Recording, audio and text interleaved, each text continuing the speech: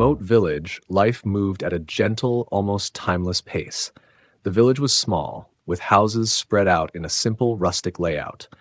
There were no tall apartment buildings or bustling streets, only quaint single-story homes and narrow paths. With no streetlights to guide their way, the villagers relied on oil lamps to illuminate their paths after dark. These lamps cast a warm, flickering light that barely cut through the deep, enveloping darkness of the night. A significant feature of this village was the river that flowed quietly on its outskirts. The river was the primary source of water for the villagers, crucial for their daily needs. It was accessed via a narrow, winding path that crossed a large banyan tree. This banyan tree, ancient and imposing, was a central figure in the village's folklore. Its sprawling branches and dense foliage created a thick shadow, making it a place of both reverence and fear. The banyan tree was infamous among the villagers for its association with supernatural events. Stories about the tree had been passed down through generations, and many villagers believed it was haunted or cursed. The tree was said to be a gathering place for spirits and witches, who would appear under its branches at night. As a result, the area around the banyan tree was avoided after dark, especially by children and those who were alone. The village was also characterized by its tranquil afternoons. Most villagers took a rest during the hottest part of the day, a time when the sun was at its peak and the heat made outdoor activity unbearable. During these hours, the village would fall silent, save for the occasional rustling of leaves or distant calls of wildlife. It was during one such afternoon that a seemingly ordinary event would unfold, forever etching itself into the village's lore. Artie, a woman in her mid-30s, was well acquainted with the village's peculiarities. Though she had grown up surrounded by the stories of the banyan tree, she had always approached these tales with a mix of skepticism and unease. Her daily routine included managing her household and ensuring that her family had enough water, a task that required frequent trips to the river. One afternoon, as the sun blazed high in the sky and the village lay in its usual midday slumber, Artie encountered a problem. The hand pump at her home had malfunctioned, rendering it useless for drawing water. With her supply running dangerously low, she had no choice but to make her way to the river to fetch the water she needed. Carrying a large water jug, Artie prepared to navigate the familiar path to the river. The air was heavy with heat, and the faintest hint of a breeze rustled through the trees. The banyan tree loomed ahead, its shadow extending across the path. Even in the daytime, the tree cast an eerie pall over the area, its dense canopy creating a cool, oppressive darkness beneath. As Artie approached the banyan tree, she could feel a sense of unease. The stories about the tree's supernatural associations seemed to creep into her mind. She pushed these thoughts aside, focusing instead on her task. With every step, the whispers of the village's tales seemed to grow louder in her ears, but she continued resolutely. Passing beneath the tree, Artie noticed the silence of the afternoon seemed to deepen. The usual sounds of the village were absent, replaced by an almost unnatural quiet. The leaves of the banyan tree rustled softly, and the shadows seemed to shift in response to the faint breeze. It was a stark contrast to the vibrant sunlight that bathed the village outside the tree's influence. As she neared the river, Artie could hear the gentle lapping of the water against the riverbank. The river, calm and inviting, provided a stark contrast to the dark presence of the banyan tree. Artie quickly filled her jug, eager to complete her task and return to the safety of her home. After filling her jug, Artie began her walk back, her thoughts occupied with the mundane details of her daily chores. However, as she approached the banyan tree once again, the atmosphere began to change. The once soft rustling of the leaves grew louder, and an eerie chill seemed to permeate the air.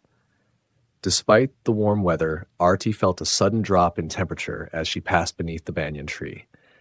The shadows seemed to grow longer and more oppressive, and the whispers of the village tales seemed to echo in her mind.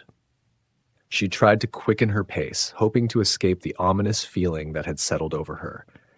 In her haste, Artie almost stumbled, the water jug sloshing with each hurried step.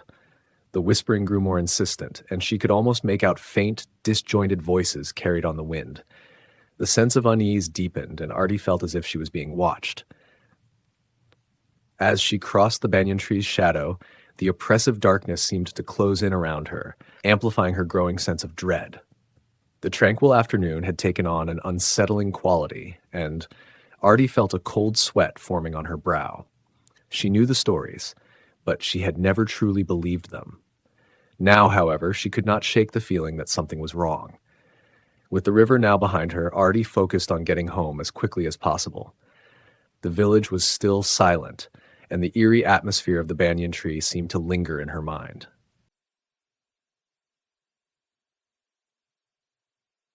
Part 2. The Descent into Fear. As Artie walked away from the banyan tree, the sense of unease continued to grow. She tried to focus on the familiar sights of her village, the neatly arranged homes, the well-tended gardens, and the occasional cat lounging in the sun. Yet the oppressive feeling that had settled over her made everything seem distant and surreal. The once familiar surroundings now felt foreign and unsettling. Artie reached her home and quickly went inside, placing the jug of water down with a sigh of relief. She tried to dismiss the creeping feeling of dread as nothing more than an overactive imagination. The village stories about the banyan tree were just that. Stories, she told herself. Yet she couldn't shake the lingering sense of discomfort that followed her. As the afternoon wore on, Artie's mind kept drifting back to the banyan tree. The rustling leaves and the whispering voices seemed to replay in her mind, growing louder with each recollection. She tried to busy herself with household chores, but every creak and groan of her old house seemed amplified, as if echoing the whispers she had heard. That evening, as dusk fell and the village prepared for the night, Artie noticed a peculiar change in the atmosphere. The usual evening rituals, villagers gathering for stories, children playing, and the chatter of neighbors, seemed muted. The darkness that settled over the village felt more profound, the oil lamps casting an inadequate glow against the encroaching night. Artie's family noticed her distracted demeanor, but attributed it to the heat and the exhaustion from her trip. Her husband, Rajiv, asked if everything was all right, but Artie only managed a distracted nod. She couldn't bring herself to explain her growing sense of fear, knowing it would only sound like childish superstition. As night fell, the village became eerily quiet. The soft glow of the oil lamps created long, shifting shadows that danced across the walls and floors. Artie's house was dimly lit, the light barely penetrating the dark corners of the rooms. The oppressive silence outside seemed to seep into the house, adding to her sense of unease. Unable to sleep, Artie lay in bed, her mind racing with thoughts of the banyan tree. The image of the woman on the swing, pale and angry, repeated in her mind. The tree's shadow had seemed alive, almost as if it had reached out to grab her. Every rustle of the leaves outside seemed to echo the whispers she had heard. Around midnight, Artie was jolted awake by a sudden, loud crash. Her heart raced as she sat up, straining to hear any sounds that might indicate what had happened. Rajiv was still asleep beside her, oblivious to the noise that had woken her. Artie carefully got out of bed and walked through the darkened house, checking to ensure that nothing was amiss. The house was as she had left it, with nothing disturbed. The noise seemed to have come from outside, but the night was still and silent now. Artie returned to bed, her anxiety growing. She could not shake the feeling that something was terribly wrong. The following morning, the village woke to the usual hustle and bustle. The sun rose slowly over the horizon, dispelling the shadows of the night. Despite the warmth of the morning sun, Artie's unease remained. She couldn't stop thinking about the banyan tree and the frightening vision she had experienced. Artie decided to visit the village elder, an old woman named Amma, who was known for her knowledge of the village's history and folklore. Amma had lived in the village her entire life and was familiar with all the old stories and superstitions. Artie hoped that talking to her might help alleviate her fears. Amma's home was a small, cozy cottage filled with the aroma of herbs and incense. The elder welcomed Artie with a warm smile, but her eyes grew serious when Artie explained her experience at the banyan tree. Amma listened intently, nodding as Artie recounted the eerie whispers and the vision of the woman on the swing. When Artie finished, Amma sighed deeply and said, "The banyan tree is a place of old magic. It has witnessed many things, both good and bad. The spirits that dwell there are restless, and they can be stirred up by those who cross their path. Your encounter is not unusual, but it is a sign that the spirits are agitated. Amma went on to explain that the banyan tree had long been associated with supernatural events. The spirits believed to inhabit the tree were said to be tied to unresolved issues or unfinished business. The tree's presence had become a place of fear, and many villagers avoided it after dark, not just because of the stories, but also out of respect for the unknown forces that might dwell there. As Amma spoke, Arti felt a chill run down her spine. The elder's words seemed to confirm her fears rather than dispel them. She thanked Amma and left her home, feeling both relieved to have someone understand her experience, but also more fearful of what lay ahead. The rest of the day passed in a blur for Arti. The village seemed quieter than usual, and her interactions with the other villagers felt distant. The banyan tree loomed in her thoughts, its shadow casting a dark pall over her sense of normalcy. As night approached, she couldn't shake the feeling that something terrible was about to happen, or that the tree's presence had irrevocably changed her perception of the world around her. As the days passed, the shadow of the banyan tree seemed to grow longer and more ominous in Arti's mind. The unease she had felt after her encounter became a constant companion, affecting her daily life and interactions. The village, once a familiar and comforting place, now seemed shrouded in a layer of foreboding. Arti found herself increasingly wary of the banyan tree, avoiding the path to the river whenever possible. The mere thought of crossing its shadow made her heart race. The once routine task of fetching water now felt like a daunting journey into the unknown. She took to sending her children or neighbors to the river, citing various reasons for not going herself, though she never mentioned the true cause of her fear. Despite her attempts to avoid the tree, the feeling of dread seemed to follow her. At night, the silence of her home was interrupted by faint, unsettling noises. The soft rustling of leaves and occasional creaks of the house seemed amplified, echoing the whispers she had heard under the banyan tree. Sleep eluded her, and she spent many nights lying awake, staring into the darkness, waiting for the chill of fear to pass. One evening, as Arti sat alone in her kitchen preparing dinner, she was startled by a sudden knock on the door. The sound was sharp and insistent, and it broke through the silence of her home. Her heart leapt into her throat as she hesitated before opening the door. Standing outside was Mira, a close friend and fellow villager. Mira had come to visit, her face drawn and pale. She greeted Arti with a worried expression and entered the house, immediately noticing the tension in Arti's demeanor. "I've been hearing strange things lately," Mira said as she sat down. "It's been quiet in the village, but there are whispers of something being wrong. People are talking about odd noises and seeing things that can't be explained." Arti's pulse quickened. She hadn't mentioned her experience to anyone, but the confirmation of similar occurrences from Mira was unsettling. "What kind of noises?" Arti asked, trying to keep her voice steady. Mira hesitated, then spoke. "It's hard to describe. Some people say they've heard voices in the night, like whispers or murmurs. Others have seen shadows moving in places where there shouldn't be any. It's as if the village itself is holding its breath." Arti's mind raced. The whispers Mira described sounded alarmingly similar to what she had heard. "I've had my own experiences," Arti confessed, her voice trembling. "The banyan tree. There's something wrong with it. I've seen things, heard things that I can't explain." Mira's eyes widened. "You're not alone. There are stories about the banyan tree that have been around for as long as I can remember. They say that spirits are restless and that they can affect the living." The two women exchanged stories, their voices dropping to hushed tones as they spoke of the tree's dark reputation. The more they shared, the clearer it became that the village's fears were deeply rooted in its history. The banyan tree, it seemed, was more than just a physical presence. It was a symbol of unresolved fears and ancient legends. As night fell, Mira left Arti's home, her visit having only deepened the sense of unease. Arti locked the door behind her and sat in the dim light of her oil lamp, trying to calm her racing thoughts. The shadows cast by the lamp flickered across the walls, creating eerie patterns that only added to her growing anxiety. Later that night, as Arti lay in bed, she heard the familiar rustling of leaves outside. The sound was almost rhythmic, like the heartbeat of the night itself. She tried to dismiss it as the wind, but the noise seemed to be coming from the direction of the banyan tree. Each rustle felt like a whisper, carrying secrets and threats from the dark.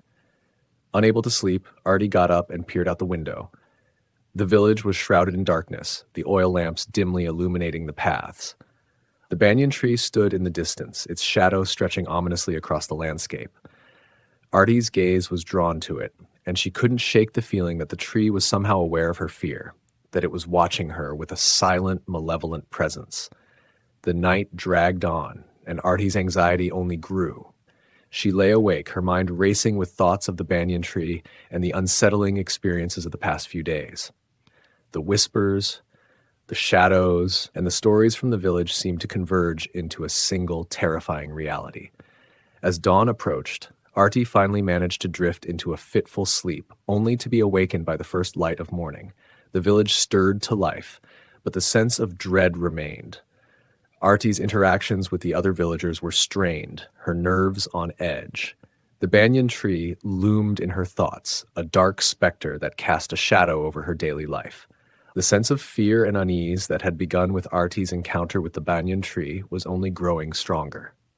The village, once a place of comfort and familiarity, was now a landscape fraught with uncertainty and dread. As the days wore on, Artie's fear of the banyan tree seemed to permeate every aspect of her life. The once serene village now felt like a place fraught with danger and uncertainty. Artie's attempts to maintain a normal routine were increasingly overshadowed by the pervasive dread that had taken root in her heart. One morning, as Artie went about her chores, she overheard a conversation among a group of villagers gathered near the market. Their hushed tones and anxious expressions immediately caught her attention. Curiosity piqued, Artie approached them, hoping to glean more information about the growing sense of unease that seemed to be gripping the village. The villagers spoke of a series of strange occurrences that had been happening over the past week. People reported hearing unexplained noises in the dead of night, seeing shadowy figures in the periphery of their vision, and feeling an inexplicable chill, even on the warmest of nights. The incidents were becoming more frequent, and the sense of fear was palpable.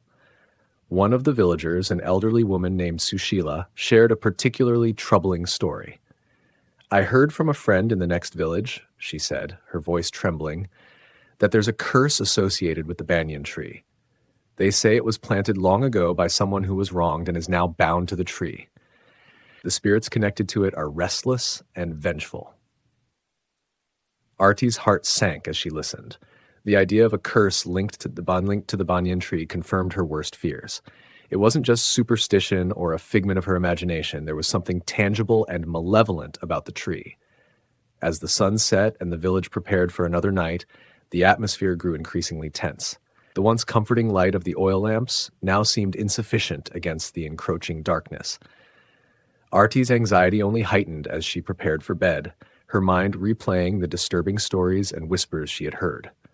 That night, Artie's sleep was once again interrupted by unsettling noises. The rhythmic rustling of leaves, which she had come to associate with the banyan tree, seemed louder and more insistent. The shadows cast by the oil lamp danced on the walls, creating eerie patterns that only served to heighten her fear. Suddenly, Artie was jolted awake by a loud crash outside her home. Her heart raced as she tried to discern the source of the noise. She cautiously got out of bed and peered out the window, but the darkness outside offered no answers. The village was silent, save for the occasional rustle of the wind. The following morning, Artie discovered that several villagers had experienced similar disturbances. The sense of unease was spreading, and rumors of the banyan tree's curse were gaining traction. People began avoiding the tree altogether, taking longer routes to the river and staying indoors after dark. Artie decided to seek out Amma, the village elder who had previously shared her knowledge of the banyan tree's dark history. She hoped that Amma might offer some guidance or reassurance. As she approached Amma's cottage, she noticed that the elder looked more troubled than usual. Amma invited Artie inside, and the two women sat down to discuss the growing sense of fear in the village. Artie recounted the recent disturbances and the rumors of the banyan tree's curse. Amma listened intently, her face growing more serious with each passing moment. There's more to the story than what you've heard, Amma said solemnly. The banyan tree was indeed planted long ago, but its origins are shrouded in mystery. Some say it was part of a ritual to bind the spirit of someone who had been wronged. The tree is a conduit for those restless spirits, and their presence can stir up all sorts of disturbances. Amma continued, "The curse that you're hearing about may have been exacerbated by recent events. If the spirits are angered, they can affect the village in many ways, causing fear, unrest, and strange occurrences. The only way to address this is to acknowledge the spirits and find a way to appease them." Artie was taken aback. The idea of appeasing the spirits seemed daunting and beyond her understanding. "What should we do?" she asked, her voice trembling. Amma's expression softened. "We need to perform a ritual to honor the spirits and seek their forgiveness. It's not something to be taken lightly, and it requires respect and sincerity. We need to come together as a community and address the disturbances with the proper ceremonies." Artie left Amma's cottage feeling a mix of relief and apprehension.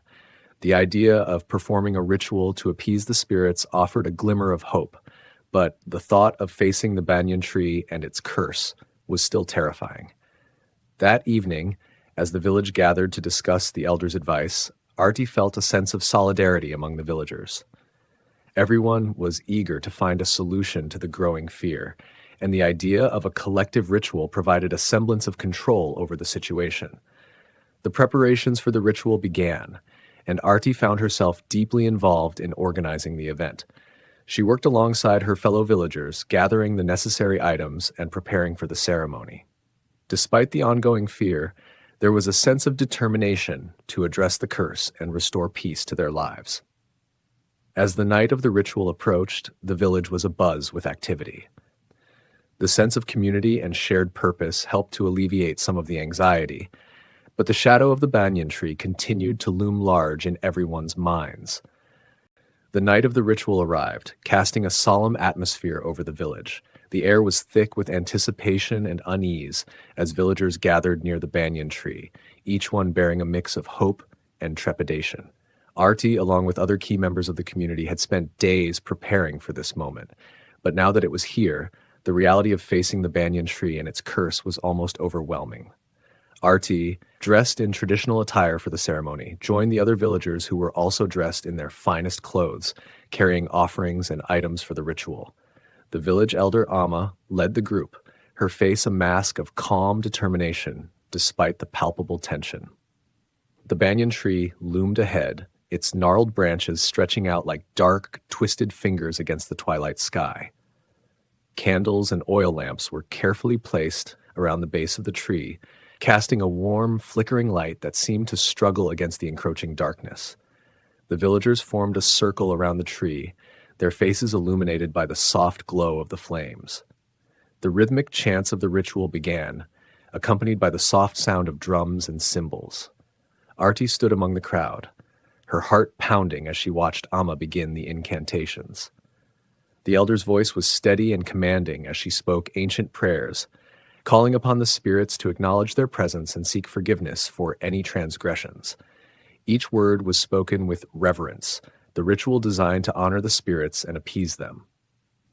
As Amma continued, the atmosphere grew increasingly tense. The rustling of leaves seemed to grow louder, and the once familiar sounds of the night took on an eerie quality. The villagers exchanged nervous glances, their anxiety mounting with each passing moment. The banyan tree, with its dark and twisted branches, appeared to loom larger and more menacing in the dim light. Artie watched as Amma sprinkled offerings of rice, flowers, and incense around the base of the tree. The fragrant smoke from the incense curled upwards, mingling with the cool night air. The ritual was meant to be a gesture of goodwill and respect, intended to calm the restless spirits and bring peace to the village. Suddenly, a gust of wind swept through the area, extinguishing several of the candles and causing the flames of the remaining lamps to flicker wildly. The sudden darkness intensified the feeling of unease, and murmurs of concern rippled through the crowd. Artie's pulse quickened, and she felt a chill run down her spine. Amma raised her voice, trying to maintain control of the situation. "Stay focused," she urged the villagers. "We must complete the ritual to show our sincerity and respect. Do not let fear overcome you. The villagers nodded and tried to remain calm, but the unease was palpable. The gust of wind seemed to be an omen, a sign that the spirits were restless and not yet appeased. Artie's anxiety grew as she watched the ritual unfold, her fear of the banyan tree still very much present. As the ritual progressed, Amma began a final chant, a prayer for peace and resolution. The words were ancient and powerful, meant to bridge the gap between the living and the spirits. The villagers joined in, their voices rising in unison, creating a chorus of hope and desperation. The air seemed to grow heavier as the chanting continued, the weight of the spirit's presence almost tangible. Artie's thoughts wandered back to the stories she had heard, the eerie laughter, and the chilling encounters. She could almost feel the oppressive energy of the banyan tree, a dark force that seemed to resist their efforts. When the final words of the chant were spoken, Amma made a final offering, a small bundle of herbs and spices, placing it carefully at the base of the tree. The villagers watched in silence, the ritual now complete. Artie could feel a collective sigh of relief, but the atmosphere remained tense and uncertain. The villagers slowly began to disperse, their faces reflecting a mixture of hope and lingering apprehension. Artie lingered near the banyan tree, her mind racing with thoughts of what the ritual had accomplished. The tree, while still imposing, seemed to have settled into a more subdued presence, as if acknowledging their efforts. As Artie walked back to her home, the night air felt cooler and more oppressive than before. The ritual had been a step towards addressing the curse, but the sense of unease was far from gone. The village was still haunted by the fears and uncertainties that had been stirred by the banyan tree. In the days that followed, the village remained on edge. The ritual had provided some relief, but the disturbances and unsettling occurrences did not completely cease. The banyan tree's curse seemed to linger, a shadow over the village that refused to fully dissipate. Artie's own fear remained, a constant reminder of the dark presence that had disrupted her life. Though the villagers continued to perform their daily routines, the sense of unease persisted. The banyan tree, despite the ritual, remained a potent symbol of fear and mystery. As Artie grappled with her own emotions and experiences, she began to understand that the curse was not merely a supernatural phenomenon, but also a reflection of the collective anxieties and unresolved issues within the village. The banyan tree, with its dark history and malevolent reputation, had become a mirror for the fears and uncertainties that plagued their lives. Weeks passed since the ritual, and although the villagers had hoped for a return to normalcy, the disturbances continued to plague the community. The eerie occurrences seemed to ebb and flow with an unsettling unpredictability. Whispers of the banyan tree's curse persisted, fueling a growing sense of fear and frustration. Artie, deeply affected by the events, found it increasingly difficult to ignore the ominous presence of the banyan tree. Despite her attempts to resume a normal life, the shadow of the tree and its dark history seemed to hover over her every day. The once comforting routines of village life now felt overshadowed by a lingering sense of dread. One evening, as Artie prepared for bed, she heard a commotion outside. The sound of panicked voices and hurried footsteps grew louder, drawing her attention. She quickly dressed and stepped outside to find a group of villagers gathered near the banyan tree, their faces etched with fear and concern. Among the crowd was Amma, her expression grave as she spoke with urgency. Artie pushed her way through the crowd to get closer and overheard Amma's voice, strained and filled with concern. "Something terrible has happened. We need to confront this once and for all." Artie's heart raced as she approached Amma. "What's going on?" she asked. Amma looked at her with a mixture of determination and apprehension. "There have been more disturbances. People are reporting sightings of the woman from the tree, and the atmosphere has become increasingly hostile. We need to take decisive action." The crowd murmured in agreement, their anxiety palpable. The time had come for the villagers to face the banyan tree and its curse head-on. Amma decided to organize another gathering at the tree, this time with a more focused approach to confront the spirits directly. As night fell, the village once again gathered around the banyan tree. The atmosphere was charged with anticipation and fear, the earlier rituals having provided only temporary relief. Amma and a few trusted villagers prepared for a more intense confrontation, armed with offerings, sacred items, and a deeper understanding of the tree's dark history. The gathering was somber and tense. The villagers, though apprehensive, were united in their resolve to address the curse that had unsettled their lives. Amma began by recounting the history of the banyan tree in more detail than ever before, explaining the specifics of the curse and the nature of the restless spirits. The banyan tree was planted during a period of great turmoil, Amma explained. It was associated with rituals meant to bind a spirit to this place. The woman who haunts the tree was wronged and never received justice. Her spirit has remained bound to the tree, and her anger has been passed down through the generations. With this understanding, the villagers prepared for the ritual. The offerings were arranged around the tree, and the sacred items were set in place. Amma began the incantations with renewed fervor, her voice ringing out clearly and with authority. The villagers joined in, their voices rising in unison as they chanted prayers and invoked blessings. The atmosphere grew heavy with tension as the ritual progressed. The banyan tree, despite its ominous presence, seemed to respond to the collective effort of the villagers. The rustling of the leaves grew louder and more intense, as if the tree itself was reacting to the prayers and offerings. As the ritual reached its climax, a sudden and intense gust of wind swept through the area, extinguishing the candles and causing the lamps to flicker wildly. The villagers, though startled, held their ground and continued their chants.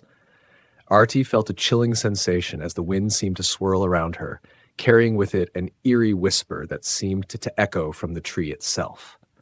Then, amidst the chaos, Artie saw a figure emerging from the shadows, an apparition of the woman from the banyan tree's lore. Her form was translucent and ethereal, with a cold and sorrowful expression. The ghostly figure hovered near the tree, her presence both mesmerizing and terrifying. The apparition's gaze was fixed on Amma, who continued to recite the final prayers of the ritual. The intensity of the moment was palpable, the air charged with a mixture of fear, desperation, and determination. Artie's heart pounded as she watched the interaction between the villagers and the spirit. Amma, with unwavering resolve, addressed the apparition directly. "We acknowledge your suffering and the injustice that has bound you to this place. We seek to honor your spirit and offer our respect. May this ritual bring you the peace you deserve." The spirit's expression softened slightly, and the oppressive atmosphere began to lift. The gusts of wind gradually subsided, and the eerie whispers faded into silence. The banyan tree, once a symbol of fear, seemed to settle into a more subdued presence, its dark energy less palpable. As the ritual concluded, the villagers breathed a collective sigh of relief. The tension in the air had dissipated, and the banyan tree, while still standing tall, no longer felt as menacing as before. The spirit, though not fully resolved, seemed to have been appeased, and the village's sense of dread had lessened. Artie, though exhausted, felt a glimmer of hope. The ritual had been a significant step in addressing the curse, and the sense of unity and determination among the villagers had been a powerful force against the dark presence. The banyan tree, with its dark history, had not been entirely vanquished, but it had been confronted with courage and respect. In the days that followed, the village began to recover from the lingering effects of the curse. The disturbances became less frequent, and the atmosphere of fear gradually lifted. Artie and the other villagers continued to live their lives with a renewed sense of hope and resilience. The banyan tree remained a reminder of the village's struggle and the power of collective effort. It stood as a testament to the courage and determination of those who had faced the darkness and sought to bring peace to their lives. While the curse of the banyan tree had not been entirely eradicated, the village had taken a significant step towards healing and reconciliation. As Artie looked back on the events, she felt a sense of closure and understanding. The banyan tree's dark history had been confronted, and the village had come together to address the fears and uncertainties that had plagued them. The journey had been challenging, but it had ultimately strengthened the bonds of the community and provided a path towards a more hopeful future. Thanks for watching. Don't forget to subscribe to the channel, like, comment, and share the video. See you next time.